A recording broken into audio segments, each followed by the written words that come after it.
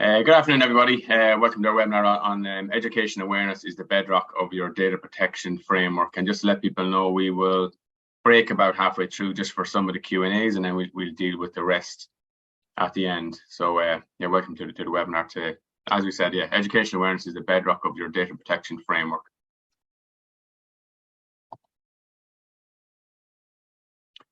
So moving on first, and just looking at education awareness, because there is a slight difference between each, and it's important that you're aware of that. So education is a process of imparting fundamental knowledge and the tools to use that to grow and expand beyond the base concept. So education is around the actual data protection information you want to give to the personnel within your organization, that expertise and somewhat experience within the organization. Then awareness is a culture attribute that can only be attained through the combined efforts of education and training. So once you achieve that educational base, then you move into your awareness campaign, and people change that culture towards data protection. And it's important that education awareness, that you're not just looking downwards within your organization. It's very important that you get that education awareness across the top of your organization. If not, possibly it's even more important to have the upper echelons of your organization fully educated and aware in relation to data protection to get that stakeholder buy-in. So when we look at the culture, what the culture you're trying to develop through your education awareness, is a just culture. So what is a just culture? It's shared accountability for systems, responding to the behaviours of employees in a fair and just manner. This builds trust, so the reporting culture develops, and then learning can occur and improvements can be made. And what just culture applies to different industries and sectors where compliance requires zero tolerance. So it's about having a proactive engagement rather than a reactive. You're providing your employees with the education and awareness that they need to ask the right questions and to make sure compliance is achieved within their own department or sector. If they don't have that education and awareness, they don't know when to ask questions or what questions to ask, but they also don't have the confidence to ask that questions. And if you're not providing them with the education awareness, you then can't expect them to have any responsibility for their actions in relation to data protection. So it's like the whole webinar, we'll talk about risk. So the risk will always exist, whether you're aware of it and nobody else is, or whether everybody else is aware of the risk and the DPO isn't. So this webinar is about education awareness to identify who is responsible for that risk and then how you can manage that risk. So further, just very briefly looking at the role of the DPO, it's probably one of the more or less reflected on articles within GDPR, Article 39. And we usually get involved in multiple other articles, but forget to actually look at the role of the DPO. So what is it about? It's about informing and advising stakeholders of their obligations, and that can be the controller, the processor, and employees. Monitoring policies, monitoring responsibilities within different departments, monitoring awareness and training, and monitoring audits. And then you provide advice in specialist areas such as DPIAs, and then you're the point of contact between the supervisory authority. He also has a due regard to the risk associated with processing, taking into account the nature, the scope, and the context of purposes. And that's across multiple articles, that exact quote. So it's important to recognize that I know DPO does a lot, but there is no mention about doing there. You're meant to be in a monitor and an advisory role. So that implies that there's a broad level of education awareness throughout your organization for the role of the DPO to work properly. And this is outlined in Article 38, where it outlines that the controller must provide the necessary support and resources to the DPO to do their job. And that includes education awareness and the funding and the resources within the organization to achieve that. So what we see then on the ground with multiple clients that we work with in different jurisdictions, different industries, and internationally. What we see currently is the majority of the work sits with the DPO. I think most people here will DPOs that are in that black hole will agree with this. So as a result of that, what we can see within organizations within the DPO's office and outside is tick box compliance without the fundamental blocks or culture.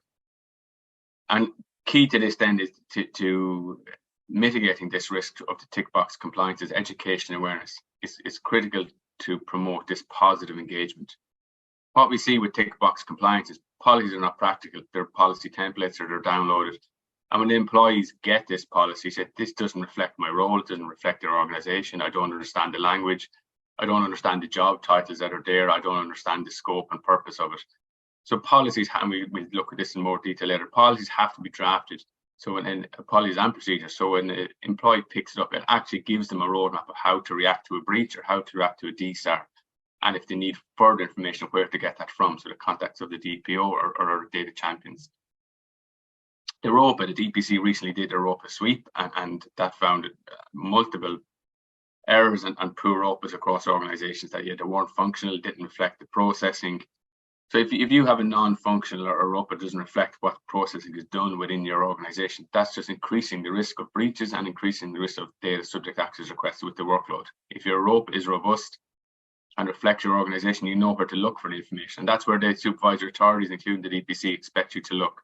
So if you say that the data is processed through these departments and this is what they process, that's what should be coming back to the DSAR, to the data subject, because you've already told the data subject this through the privacy statement. This is where we process your data. This is why, this is how long we keep it for. So it's important that the dots join up from that perspective, and you can find the DSAR data as quick as possible and get it to the data subject.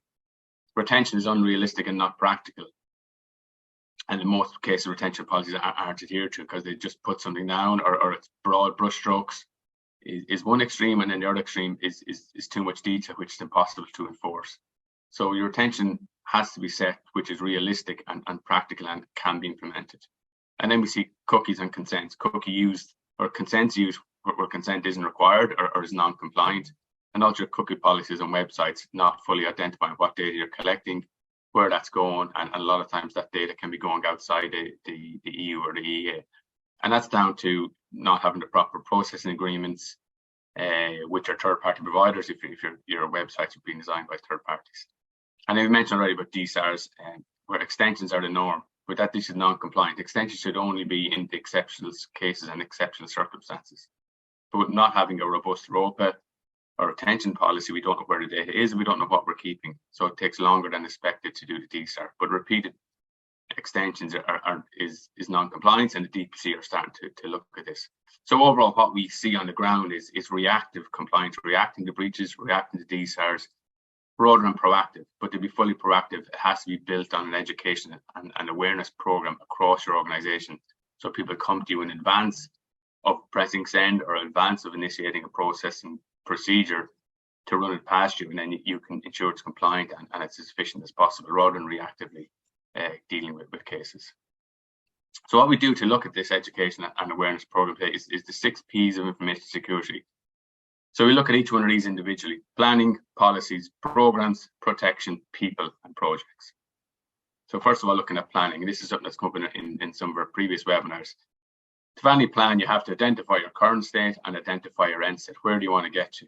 So currently what we see is there's strategic risk there, reputational damage, financial cost due to inefficient DSARs and fines, and disruption of business if you have to halt processing or instructed to halt processing. So what end state you want to get to is a robust data protection program. But to achieve this, you have to have your policies, your learning management system in place to monitor education awareness. And then through these, you have a robust ROPA retention schedule and privacy statements to join the dots to fully outline what data you're collecting, where it's going, and what you're doing. And you can inform the data subject of that. So looking at the organizational data protection plan, it's important that your data protection plan sits well whatever branch you sit within, whether it's compliance or IT, sits and cascades down from firstly the organizational plan and then to the compliance or your IT department's plan. You have to assist them in achieving their goals. So you should be cascading down what are their objectives, what are their goals, and outlining to them how data protection can help them achieve the organizational goals. So just not purely looking at compliance from the end of the road. It has to be compliance. If we achieve it, will it help you achieve these organizational KPIs or these organizational goals? If you can help somebody higher up in your food chain achieve their job, then obviously they're going to give you the funding and support to do your job.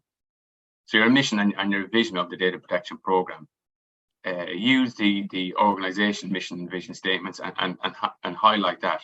It's important that you're able to present your plan within these functional parts, because that just gives more confidence in the higher levels within the organization that this is a clear plan. He has his mission, has his vision, has his messages, has his objectives. So it's easy for them to buy into a plan that they can see and they can follow through, rather than you going to them ad hoc to try and get funding or support for certain roles or data champions or whatever else. So it's important that you have a key message from your data protection plan, whether that's reputational damage, reducing financial cost, making DSARs more efficient, and freeing up employees to do their day-to-day work. And then the values, what values are part of most organizations, and the trend in organizations is that workers prefer to work in organizations that have a clear values policy. So most organizations have values. So reflect those values in your data protection plan.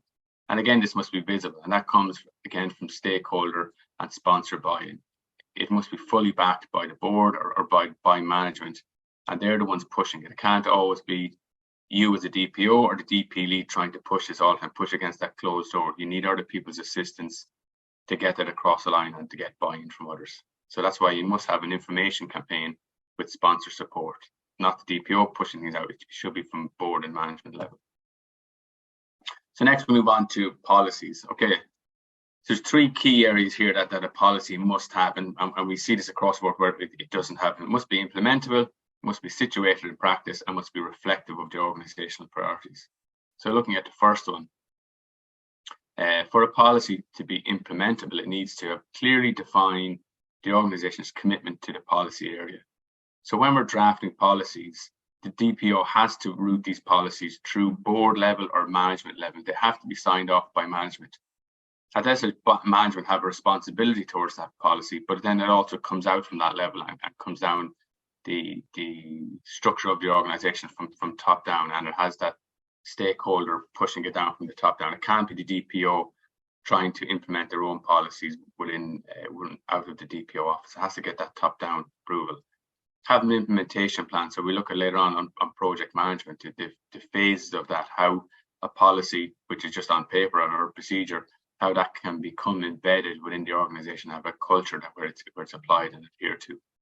So that's moving on to the next slide. It must be accompanied by policy instruments such as procedures and clearly defined areas. So within that, when you're doing your DSAR policy or your breach policy, you must have clear procedures. So when that end user picks it up, and more often not, they're going to be picking it up when they need it or when they're in crisis or a small crisis. If at that one time that they try to rely on it and it doesn't assist them, then they've lost confidence in the overall data protection program, and people aren't going to engage with it again. So you must have a clear procedure from top to bottom, how they can react to a DSAR, how they can react to a breach, or how they can react to a DPIA, such as a screening questionnaire, and set them on the right track. So secondly, a policy must be situated in practice, must be based on consultation. So again, when you're drafting your policy, it must be drafted and circulated and approved by board. But in the drafting mechanism, you have to talk to various departments and get to know what are their issues around data protection, what are their areas of non-compliance, how do they process data? Because this is what has to be captured within the policy. Again, if they don't see it in their own language or in their own workflows or in your own organizational structure, they've no buy-in with it or they've no engagement or there's no confidence in it. So it has to be tested at an operational level. So circulate, so after a consultation, after focus groups or working groups with your data champions or department reps, then circulate the policy and test it. So whether it's a DSAR or a breach, and actually say, okay, we have it, or by your own name, even just run your own DSAR within the organization and make sure that the policy and procedures are there to help them facilitate that, what they need to do. And has to facilitate innovation. It can't be rigid. As I said, different departments process data in different ways, so they have to be free to, from the consultation and tested. The policy has to be willing to take amendments and innovation within their own different departments and sections, because they're the people processing the data, and their feedback can be very important. But it's important that when that feedback does come in, that it's respected, taken on board. You have that consultation with them. Whether it leads to an amendment or not is not the point. It's about facilitating that engagement with the end workers, because if you're short with them or abrupt or you don't take the recommendations on board, you have to describe why you're taking on board or why you're not taking them on board, so they're fully visible in that. Because if they're continually, if you're saying, listen, my door is open, this is a just culture, come to me with your issues, if you're repeatedly not engaging with them and not belittling them but not taking on their advice, they're going to stop coming to you. And then policy in general must be obviously routinely monitored and reviewed for effectiveness. Then also the policy must be reflective of the organizational priorities, be guided by the organizational vision. So let's go back to our earlier point. What is your organizational goals? What is it? What is its vision? Is it commercial, reputational damage, fines? Like what drives your organization? So your policy must reflect that. So initial scope and applicability of it, that has to reflect what your organisation wishes to achieve. So again, be in line with organisational strategic objectives and allow the organisation to meet its legal obligations. So that's an important.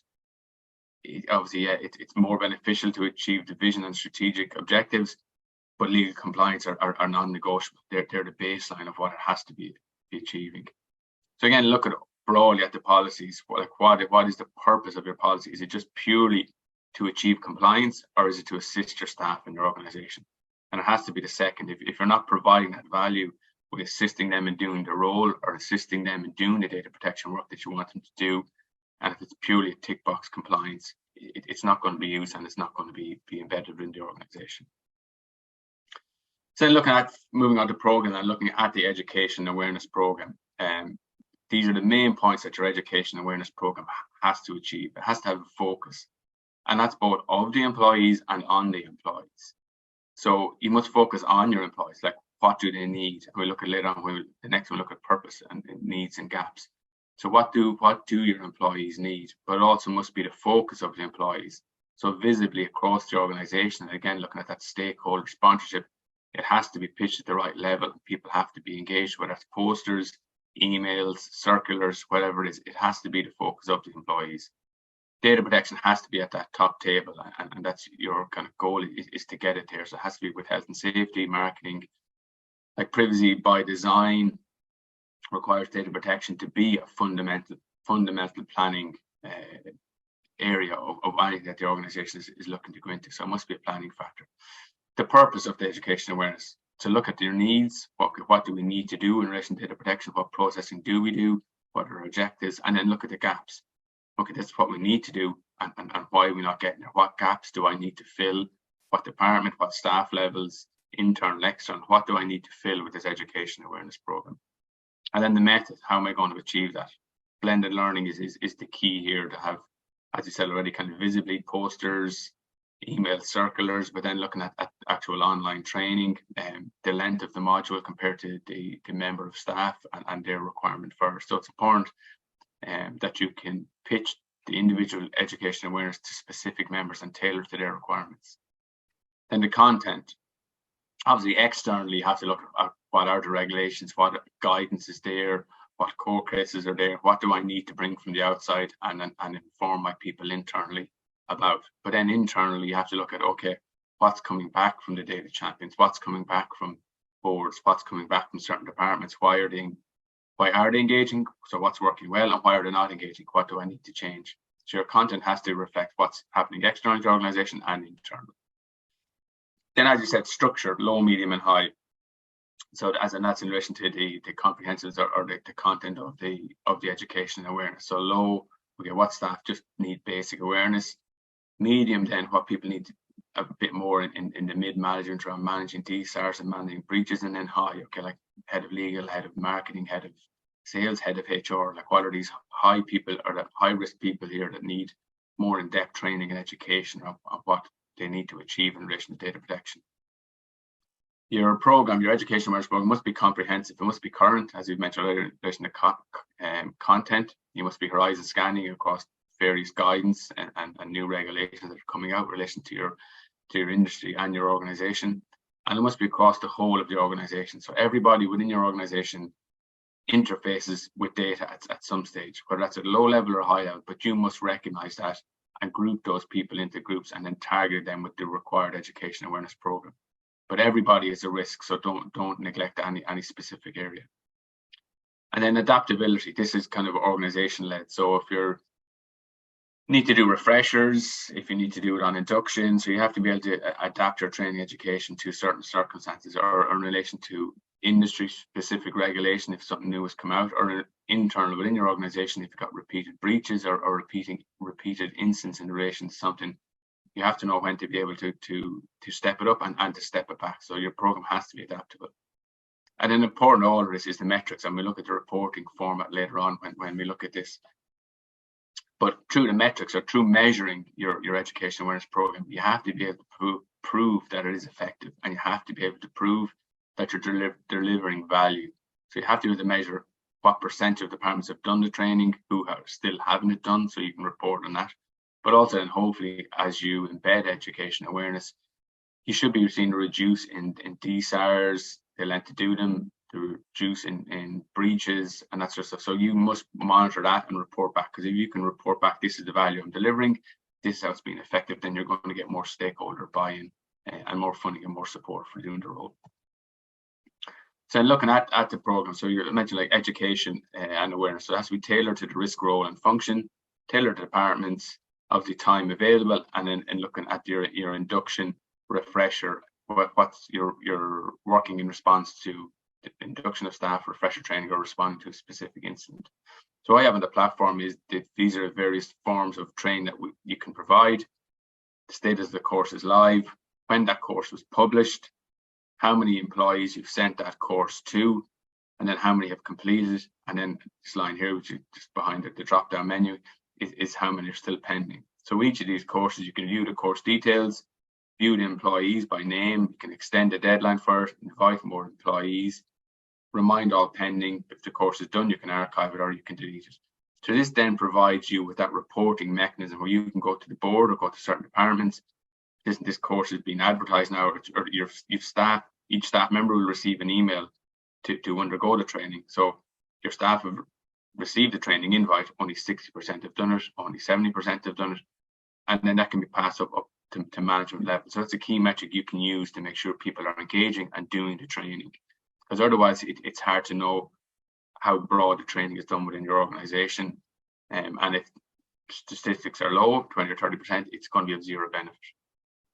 So that all leads into the learning management system, which we can actually provide through the platform to reporting. But then importantly, LMS can also be used for policies. So if you're amending a policy or wish to circulate a policy, again, the policy can be circulated, the date that you're circulated, the invited employees who have, because once they circulate, they acknowledge that they've read and understand it. So this can be also captured, and then the pending. So again, you have the demonstrable compliance there, external to the DPC, but then internally you can say your whole department have the policy, have the breach policy, have the DSAR policy, and whatever the policy is there you wish to circulate. So then they now understand we have the policy, we have the training. My department now should be responsible for data protection process that's going on within my department. And they then accept that responsibility. But if you don't provide this education and awareness, it's easy for them to plead ignorance or say, listen, I don't understand what this is. I haven't been given information. So you can't expect me to enforce something I don't know or I'm not aware of. So it's important from this point of view that your LMS is rolled out, but also that it's fully reportable and you've got metrics to measure. So now moving on to protection. What protection really deals with is risk. So the key areas to risk is obviously, first of all, you must identify it, assess it, and then control it. And the key risks within the organization are those strategic risks to get that stakeholder buy-in. So kind of financial, reputational, regulatory, and expense. So first of all, how to identify these risks. So as I said, at Just Culture, if you're providing people with the education and awareness and the policies, and you have an open door policy where you're discussing risks and breaches with them, it's not a blame game. They're then going to proactively come to you for your advice in advance. You also perform a gap analysis across your organization or across individual departments. If an individual department seems to be having issues, and you go in and talk to the staff on the grounds, talk to middle management, talk to department head and say, okay, what process are you doing? What are the issues with it? And look at their policy and procedures and which bit, because the whole thing behind the Just Culture and the gap analysis is the DPO has to accept responsibility for what's going on. It can't be a blame game. So again, another important tool there is employee questionnaires, which are available on our platform. So, and it can be done online. So just email out the employee questionnaire and get the feedback, or get that kind of dip your toe in the water and see what's there, what are the issues on the ground with the employees. So then you can tailor your education awareness to certain employees, certain departments to plug those gaps. So then assess, and this is about that vertical alignment back up the board. So you must, the risk that you identify through people proactively coming to your gap analysis, your employee questionnaires, you must relate them back to high level risks, strategic objectives within your organization. Because if you're outlining these risks as low level, management are going to prioritize other risks or other priorities within your organization. So you have to pitch it at that level. You have to say, okay, these are the risks I've identified, and these are how they relate to our strategic objectives, and how these are going to affect the overall commercial or functioning of the organization. So when you assess them, you have to pitch them at that high level. And then looking at the control, and then this is more horizontal alignment across departments. You have to be in a position to help them to help you. So you have to provide advice and guidance of how they can proactively engage with you. You have to be able to deliver value to them. So you can't be just putting on excessive amount of policies and procedures and red tape on them that's restricting them from actually doing their day-to-day job. If that's the case, they're going to stop engaging. So then, but you have to be able to assign risk to certain departments and then assign that action. So if you're giving them a risk, you also have to be able to tell them that this is how you can mitigate that risk. This is the policy, this is the procedure, these are the guidelines. So you can't just give them risk without giving them the recommendations of how to mitigate them. So then they can implement those recommendations. But again, they take responsibility for them and they monitor them. So overall with this, you must have a visible risk matrix. So again, you're a sample from the platform. So first of all, you can identify your risks and class them, so low, medium, and high. Then what is that risk title? What is the associated item with that? And then whether it's raised, reviewed, or actioned. What is that risk score? Obviously on the risk matrix of 5 by 5, so 1 to 25. And then whether that's medium, low, or high. And then you can here look at your open action. So what is the action? So whatever, and the actions can be assigned to employees. So the head of HR to implement new privacy statement. So once that is there, once that action is then completed, when you amend your risk register that's completed, then that risk will be downgraded then to a low once it's completed. So this again is a good reporting tool to management to see how the program is moving forward. So first of all, identify this is why we need the program. We have this amount of high level risks. And as I said, these are strategic risks to the organization. But then moving forward, that you can actually measure the value you're providing by month on month, looking at the risks being reduced. So then moving on to people. So who are the people that the data protection program, education risk program will engage with? So first of all, the sponsors, and I said this is very important that you're looking upwards as well as downwards. So you have to educate the management and higher levels within the organization, because they're the people that are going to support your program. Then your data protection champions. It's important when you're assigning a data protection champion that you give them the time and the resources to do that job. If this is being kind of shoved on top of somebody else as another role, and they're not being given the time or the resources to do that or provide you with information, then you're going to get poor information, and then your retention or your ROPA or your privacy statements are going to also be poor, and it's not going to reflect actually what you're processing within your organization. And then broadly looking at staff, as I said, you must tailor your education and awareness program to different staff members on low, medium, high. Obviously, different department staff will have to have a higher understanding of data protection, and other departments may have a lower education awareness requirement. And then third parties, as you said, looking about your cookie policy or your website policy. Sometimes when you engage with third-party providers, they have a poor understanding and appreciation of data protection, but the responsibility sits with you. So you must have a complete data protection agreement with them and whatever is reflected in your service level agreement. But you must have that open conversation with them to say, this is what data protection requires us to do. Do you understand it? What elements of this are you non-compliant with possibly? And in relation to the exercise of the data subject rights, can you ensure if you report a breach that you must report it within this timeline, or if we want access to the data, we need it within this timeline. So you must inform your third parties of the obligations of data protection, not just have them in a static policy that they're going to sign and just get over the line. So as I said, data champions, it's important about the selection, it's important that they're given the time and resources. And don't be stuck on broadcast. You have to be a good listener. So you can't be sending out information all the time. And that's important part of the just culture when people do come to you with valuable information, that your door is open, or you are listening and you are taking their remarks on board. Because if you're not, they'll stop doing it.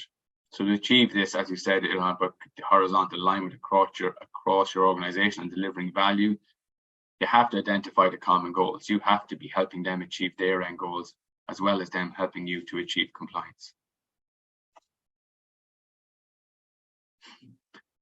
So now then we're looking at program management. So what is program management?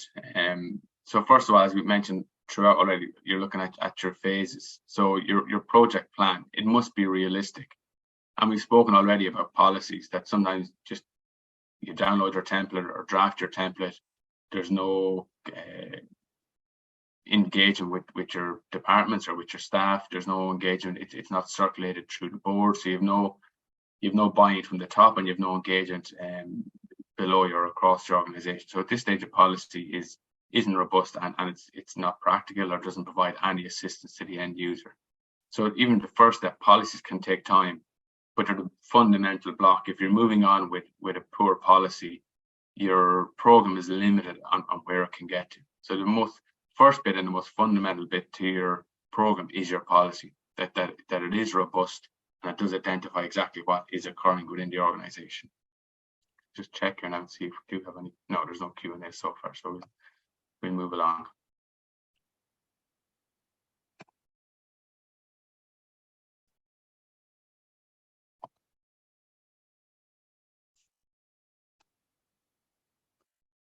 And then we're looking at education and awareness.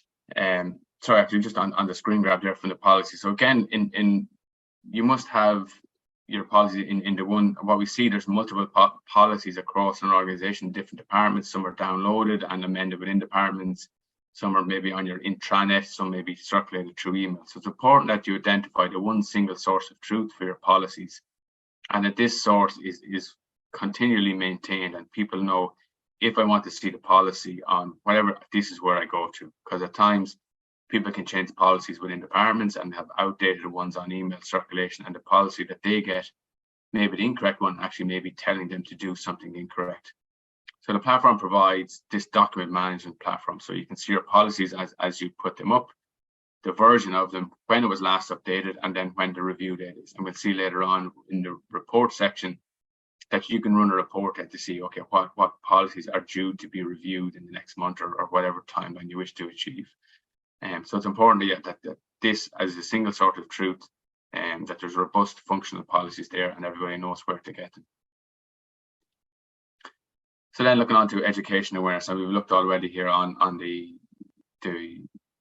screen grabs from the LMS. Okay, so what the course is, when it was published, how many invited employees there are there, when they were completed, and how many is pending, and then how you can edit the course, invite more, extend the deadline, and remind all pending if there's a poor response rate to it. But again, this is all mechanisms that you can run the reports to go back to management and say, this is where we are, this is why the program isn't working if numbers are low, or this is why the program is working if numbers are high, but it's all reportable.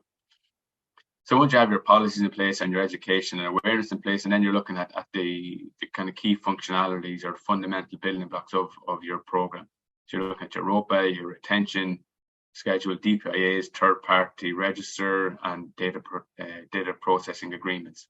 So as I said, these are all risk-based. So as we said earlier on, you look at your risk, you prioritize your risks, and then your workflow should be reflective of the high risks, moving on to the medium and moving on to the low. So this is how you can achieve your record of processing within the platform. You have your various flows here, or your various departments within your organization, a description of the processing within that department or within that area. Then risks that we have there within that are relating to that. So whether it's in customer correspondence and record log, you're obviously looking at your privacy statements and whatever else, then what are open and what's closed. So this is a full scan then of where you are and where we need to move in relation to your ROPA.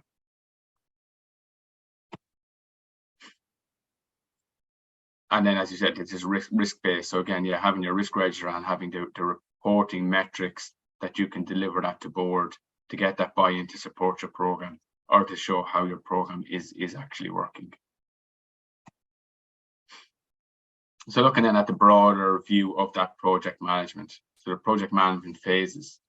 So your project plan must be realistic, must be based on robust, accurate policies that are reflective of your organization. You must have your education awareness tailored and applicable across your organization, and monitored and report on that. Then once you have those policies and your education awareness, which can also achieve your policy rollout, then you can move into your ROPAs, retention, DPIAs, third party, and DPAs based on the risks that you've unearthed, and also that your just culture has encouraged the members of your organisation to proactively come to you with. Then your project sponsor, vertical alignment up to board level. So again, the board must be fully engaged and educated in relation to data protection, why they need to do it, and you have to spell that out to them in certain instances of this is why we need to do it, and the strategic risks there, as we said, around reputational damage or halting of processing or financial damage. And then stakeholder engagement, so horizontal alignment across the department. So with that education awareness and creating that just culture, you're assisting them to do their job and they will assist you to do your job. But you must be able to understand their roles, why they need to process data in certain ways, and you must help them achieve that rather than being restrictive and telling them you can't. I know more than often, or we've all heard the line of, you can't do that under GDPR, and it's the worst possible statement that you can ever get within your organization, because it's coming from a place of lack of understanding, and people recognize that it's just something that you're hiding behind. So the engagement has to be open, has to be helpful, and has to be robust. And then looking at reportings, both formal and informal. So we've looked at how the platform can deliver that formal reporting with the metrics, but also informal. You must have those informal chats with departments and with stakeholders. And I was saying, this is roughly where we're going, what we need to do. So both channels are equally as important. And that informal process, again, across your data champion network is important, that you do have an open, informal communication with your data champions. But also on the formal side with your data champions, it's important that they have that monthly meeting or monthly report with them that's documented. So what do you need your data champions to check within their department? So that's captured within your monthly report. And they have, again, full education awareness of what that is, and you've given them the resource and time to do their job properly. But the data champion report is that report that's coming back from the people on the ground, from the people that are seeing the risk day in, day out. So that's a very important function, that you give them the resources, the education awareness to complete that report and complete that engagement with you. And all of these must be scheduled. You can't be just responding in times of crisis and upping it, or when everything is going okay, ignoring it and not doing it, because you don't know when the next crisis or DSAR or breach is going to occur. And then it's too late then to start training and education again. So your education and training must be consistent, your reporting must be consistent, and especially your engagement with the data champions must be consistent and scheduled throughout the year. And again, we mentioned about the reporting mechanisms within the platform. So here's the broad scope of reports that we've spoken about during the presentation. So in relation to your policies, you're looking at your document summary report, what documents you have, what are reviewed, when do they need to be reviewed, your third-party agreements and documents, your DPAs, and your transfer impact assessments or your legitimate interest assessments are all captured in there. Within employees reports, okay, who has done training, who hasn't done training. Inactive employees reports, this is an important one, that if there's a large bunch of inactive employees in certain departments and they're not engaging with the program, and they are required to have a more tailored engagement or reigniting within that department. And then employee department reports, so specific department reports to report to that department head how they're doing it through a proactive engagement. We've looked at the risk register, so you can have by risk, by actions, by keywords, or just down the bottom, just your broad summary report, which is a good graphic to present to the boards. And as that red will get their attention, but then as that red is reducing, it's going to get good feedback and proactive engagement from them.